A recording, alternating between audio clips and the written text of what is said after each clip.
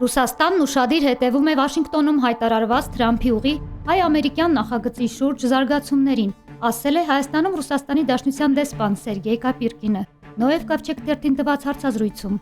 Նրա խոսքով, մինչ այժմ մենք լսել ենք միայն շքեղ անունը, որքանով մենք գիտենք, դրա իրականացման գործնական աշխատանքները դեռևս չեն սկսվել։ Մեր դիրքորոշումը կձևակերպվի, երբ այս նախաձեռնությունը ձևավորվի, նշել է Կապիրկինը։ Դեսպանը նաև հավելել է, որ իրենք պատրաստ են հայ գործընկերների հետ այս հարցի շուրջ առարկայական խորհրդակցությունների։ Ռուսաստանը մշտապես պաշտպանել է Հարավային Կովկասում տրանսպորտային կապերի ապաշրջափակումը, հատկապես այն պատճառով, որ այլ ոլորտում առաջընթացը սկզբնապես հիմնված էր Ռուսաստանի, Հայաստանի եւ Ադրբեջանի ղեկավարների միջև 2020-22 թվականներին կնքված եռակողմ համաձայնագրերի մի շարքի վրա։ Նշենք, որ օգոստոսի 8-ին Վաշինգտոնում կայացած գագաթնաժողովի արդյունքներից է թրիփը, որը կապահովի Զանգեզուրի միջանցքով անարգել անցումը եւ կամրապնդի տարածաշրջանային կապերը, բայց փաստացի սրանով ոչ իրական խաղաղության տեսլականն է ապահովում, ոչ էլ հայ գերիների վերադարձի հարցը կլուծվի որևէ ձևաչափով։